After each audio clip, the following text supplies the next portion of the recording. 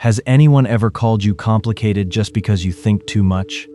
The glow of your phone lighting up your face, a forced smile at a joke you didn't find funny, and that strange emptiness in your chest in the middle of a packed party. That's not a flaw. It never was. While everyone else seems to be having a great time with small talk, you're standing there counting the minutes until you can leave and finally breathe on your own, away from all the noise that was supposed to feel like connection, but just feels exhausting. Two philosophers, separated by decades and an entire continent, already explained with striking precision why this happens. Why this loneliness you've carried for as long as you can remember might actually be the clearest sign that you never gave up thinking for yourself, even when it cost you dearly. Kierkegaard, the 19th century Danish philosopher, wrote a short essay called The Present Age that reads as if it were written yesterday. He described a process he called leveling, society's tendency to erase the differences between people in the name of collective comfort. Nobody wants to stand out too much. Nobody wants to disagree out loud.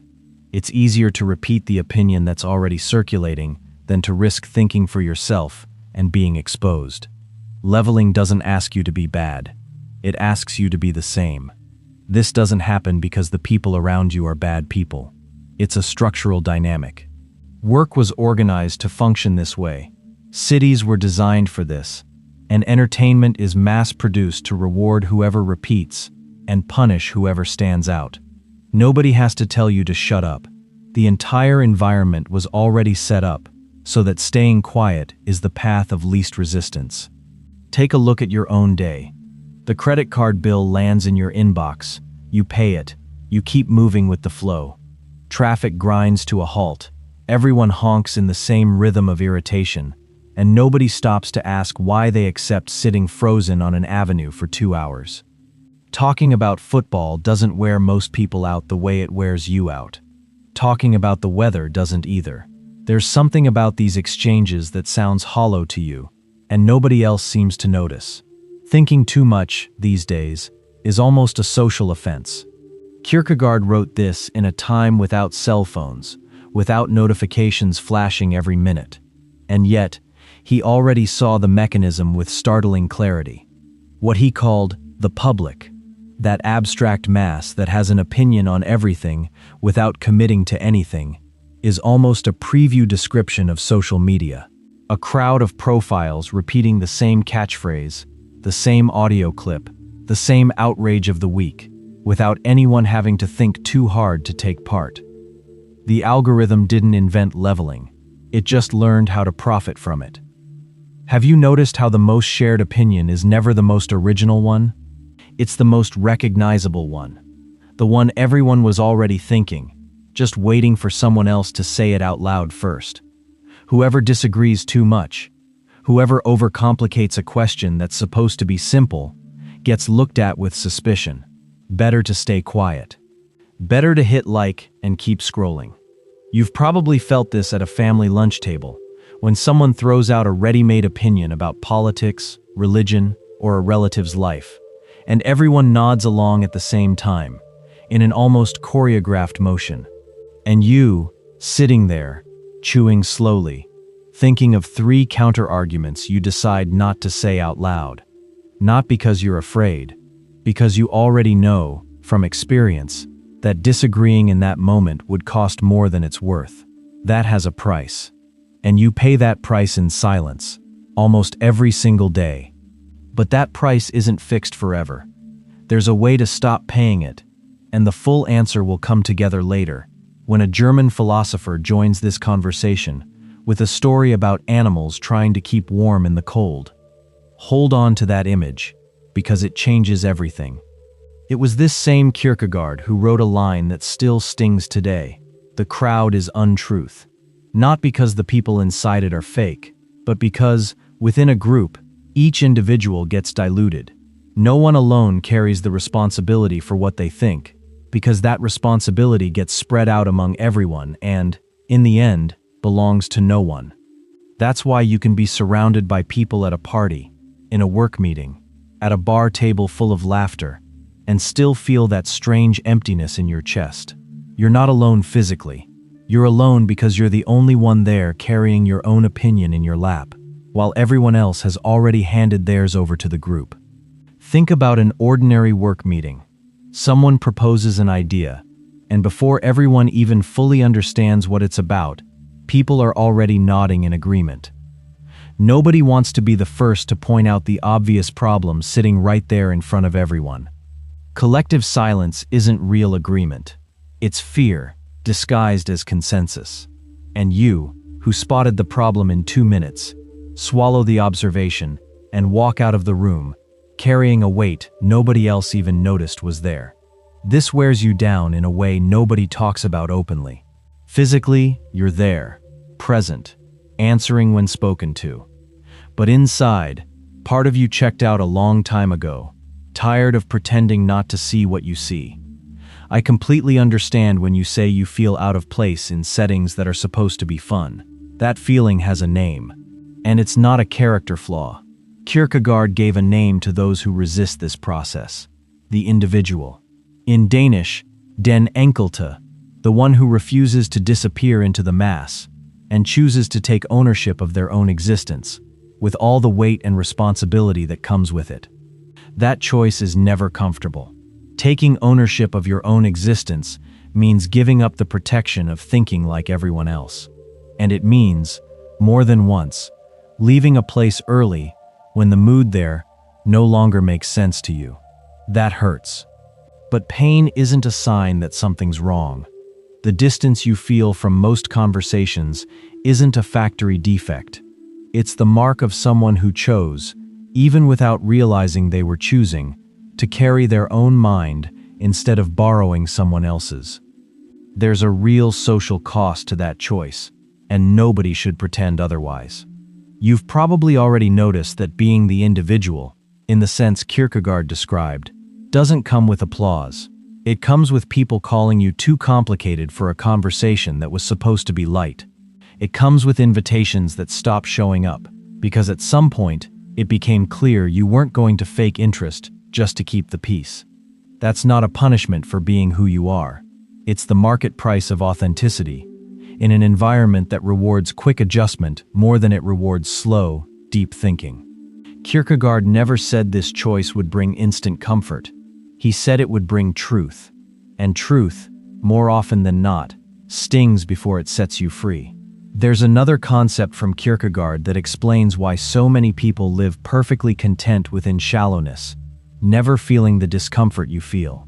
In another work, known in English as The Sickness unto Death, he describes despair not as ordinary sadness, the kind you recognize and cry through until it passes. He describes despair as the disconnect between a person and who they actually are, deep down. According to him, living only to please others, without ever asking yourself what you actually want, is already a quiet form of despair. The person doesn't even realize they're in despair, because they're too busy smiling and adjusting to what's expected of them. That's why you feel even more isolated around these people. They're not at peace. They're numb, and numbness, from a distance, can look a lot like calm. Kierkegaard describes this despair in two forms worth understanding. There's the person who doesn't want to be who they are, spending their entire life running from themselves, molding themselves to fit wherever they'll be accepted. And there's the person who, even while sensing their own emptiness, refuses to admit they need to change, and keeps repeating the same pattern out of fear of what they'd find if they stopped to look inward. You've probably been both versions at different points in your life. The difference between you and most of the people around you isn't that you suffer and they don't. It's that you noticed. And noticing, in this case, is the first cut of a process nobody asked to begin, but one that also can't be stopped once it's started. The crowd doesn't sleep in peace. It just doesn't know it's awake in pain. There's a scene you might recognize instantly. 2 a.m, the whole house silent, and you're still there, eyes wide open, scrolling through your phone without really paying attention to what's passing by, only because falling asleep would mean facing your own thoughts with no defenses left. Out there, Everyone else is sleeping soundly, without these questions, without this weight. You're there alone with the glow of the screen, wondering why you carry restlessness that nobody else seems to carry. That scene isn't a sign of ordinary insomnia. It's the most accurate portrait of what it means to be awake in a world that chose to sleep. And that's exactly the portrait these two philosophers, each in their own way, will help you truly understand, not to erase the restlessness, but to show you it was never the problem.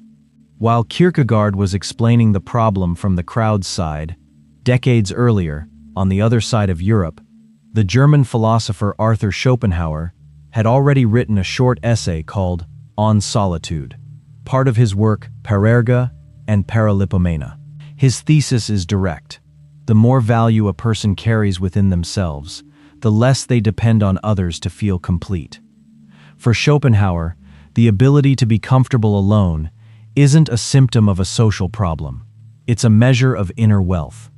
Whoever needs constant noise, company all the time, validation from others at every turn, is revealing just how little they have to talk about with themselves when silence finally arrives. Think about the sound most people can't stand, the silence of an empty apartment on a Friday night. A lot of people turn on the TV just to have voices in the room, even without paying attention to what's on. They check their phone every 30 seconds, not because they're expecting an important message, but because the silence started bothering them before it even had a chance to settle in. Schopenhauer would call this escape. An escape from oneself, disguised as harmless distraction. You, who can sit in silence without falling apart, who can spend an entire afternoon with just a book, a walk, or your own thoughts, aren't isolated.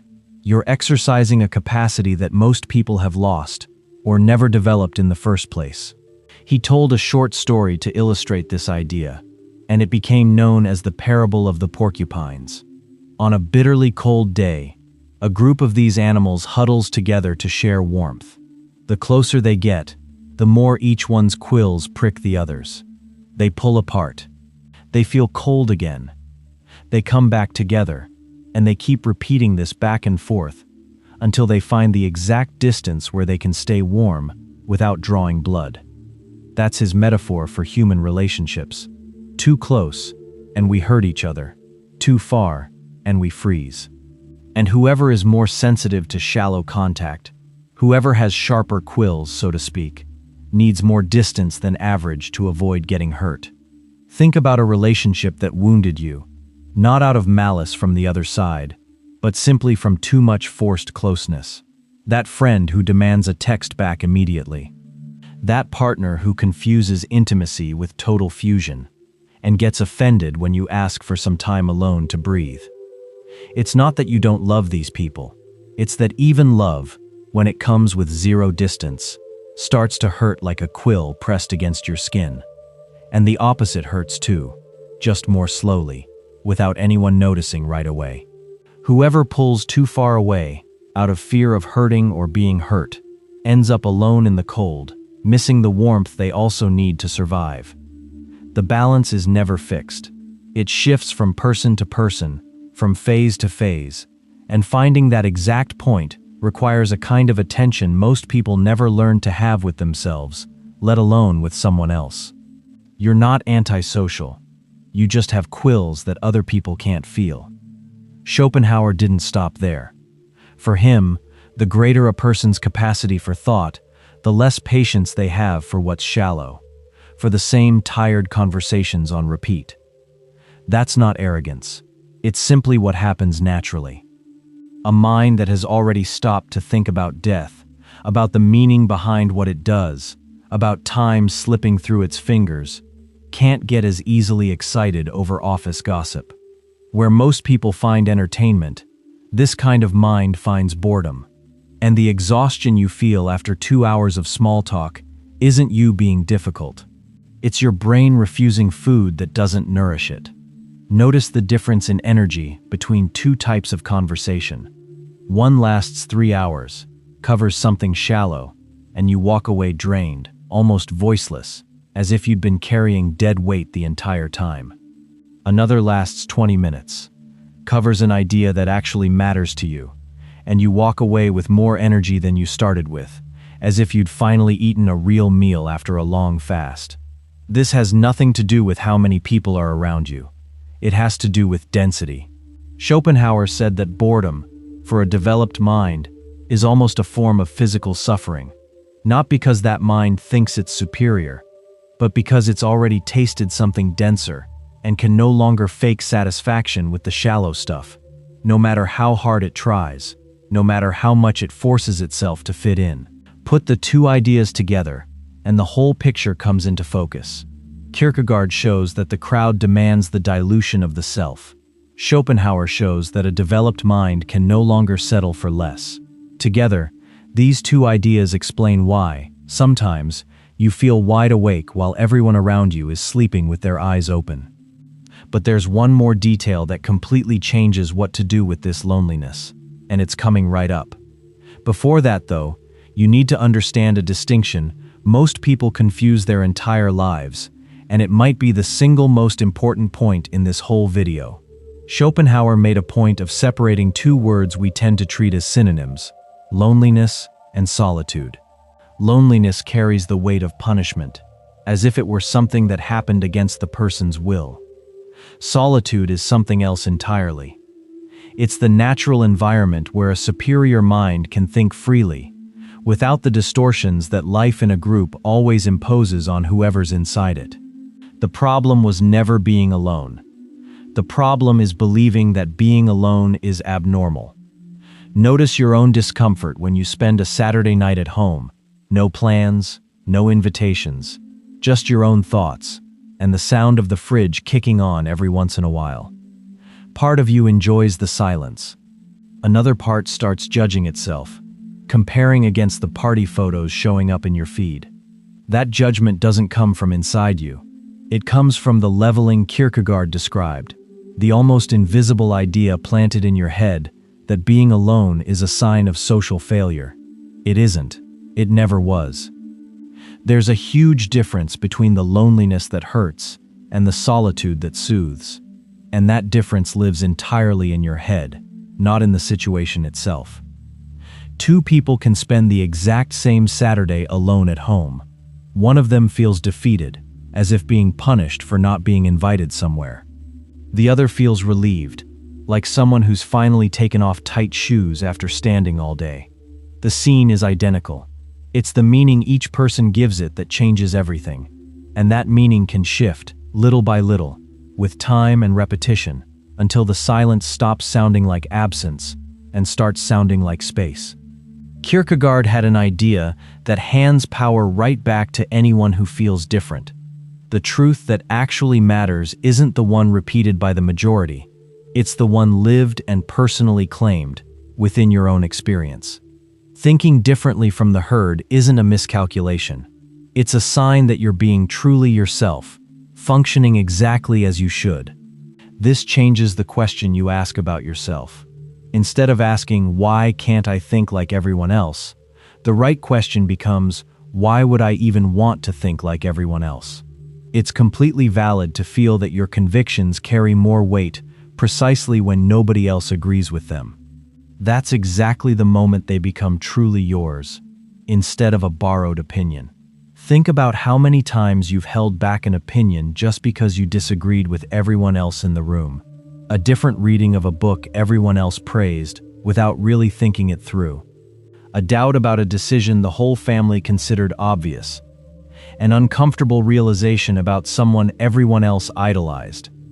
You swallowed it, almost every time, not because you were wrong, but because being alone in an opinion seems, at first glance, more dangerous than being wrong as part of a group. Kierkegaard would flip that logic without hesitation. For him, a borrowed opinion, even one accepted by everyone, is worth less than a hard-earned conviction, thought through with real effort, even if not a single other person in the world agrees with it.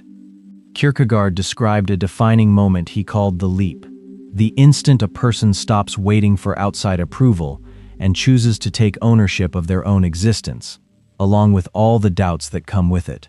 That leap doesn't require absolute certainty. It doesn't require perfection. It doesn't require a finished plan for the rest of your life. It only requires commitment to living truthfully, even with no guarantee that it will work out. That's the first practical step toward making peace with your own loneliness.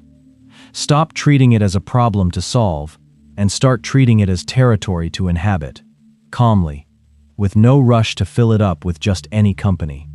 That leap happens in small moments, almost invisible to anyone watching from the outside. That time you didn't respond to a message just to please someone, or canceled a commitment that only existed to keep up appearances, or said what you actually thought even knowing it would bother someone who'd rather see you stay quiet. Nobody applauds these moments. There's no party, no achievement post. There's just that quiet feeling, at the end of the day, of having finally acted like the person you actually are, instead of the edited version you usually present to others. There's one last piece missing from this puzzle, and it comes back to those porcupines in the cold, only now applied to everyday, practical life. Schopenhauer also left behind a practical path, beyond pure philosophy. He argued for reducing the number of relationships while increasing the quality of each one, respecting that porcupine distance every person carries inside them. I'm not saying this to leave you anxious, but to wake you up. You don't need more people in your life. You need fewer wrong people. For someone who lives constantly thinking and questioning what most people accept without blinking, a few real connections outweigh an entire calendar packed with empty commitments. That's not social failure. It's a kind of maturity most people only reach late, if they ever reach it at all. This changes how you choose who stays close to you. Instead of measuring friendship by how often you're in touch, you start measuring it by the quality of shared silence. There are people you can spend an hour with, saying nothing, and walk away feeling lighter. There are people you can spend an entire night talking to, and walk away feeling emptier than when you arrived. The first kind is rare. The second is common, and a good part of the exhaustion you carry comes from confusing the two, thinking you need to treat them the same way. This shift also changes how you handle invitations and social obligations. You stop accepting commitments just to avoid the discomfort of saying no. You start being more careful about where you invest the energy you have left after an entire day spent maintaining a presentable version of yourself for the world out there. This doesn't turn you into someone cold. It turns you into someone more honest about your own limits, which, in the end, is a kind of generosity that modern life's rush has forgotten to value. If this subject is touching something you didn't even realize still hurt, it's worth going deeper into this conversation. If you're enjoying this content, check the first comment for our exclusive ebook, Alchemy and Archetypes. It takes this reflection on individuality and self-knowledge even further, with material designed for anyone who made it this far and felt like this was about their own life. Go back to that scene at 2 a.m, screen lit up, house in silence. The scene itself doesn't change after this video, but the meaning you give it does. It stops being proof that something's wrong with you and becomes proof that you never agreed to numb your own mind, just to sleep peacefully like everyone else around you. That loneliness was never a punishment. It's the mark of someone who refused to disappear into the crowd Kierkegaard described, and who has already understood, like Schopenhauer, that your own company is enough.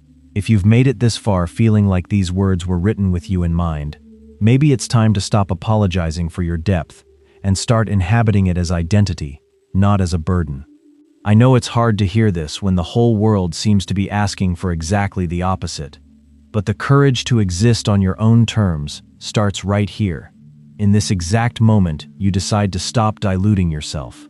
If this video put into words something you'd felt but couldn't name, hit like, subscribe to the channel, and consider joining our membership club. That's where this conversation goes even deeper, more direct, with new content waiting for you every week.